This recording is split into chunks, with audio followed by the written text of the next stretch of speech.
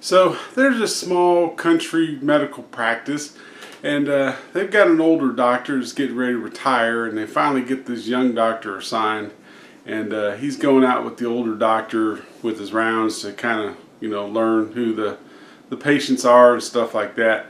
And so on one of their first trips out, they get to this house, and this lady says, I'm having some stomach problems and stuff, and I just don't feel good.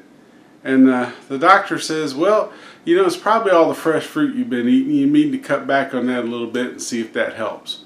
And they leave.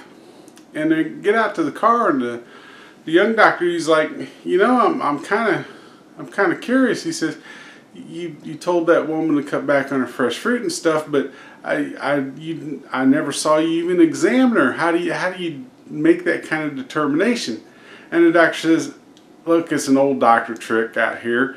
You notice that when we first showed up, I dropped my stethoscope, and when I did, and I'd been over, I noticed there was a bunch of fruit peels and banana peels and stuff in the garbage. So I was able to kind of figure out what the issue was. The young doctor's like, well, that's pretty cool. I think I'm going to give that a try at the next house, see how it works. And so they go on to the next house, and the lady there, she says, Doc, I'm feeling all run down. I'm tired all the time. I just don't have any energy anymore. And so the young doctor kind of takes the lead there, and he says, you know what? He said, I think maybe you've been overdoing it with the amount of church work you've been doing. You need to cut back on that, scale back every once in a while, just learn to say no. I think you'll find that helps.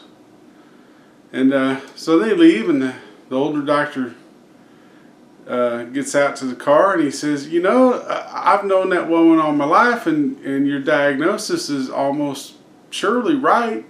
But how did you come to it?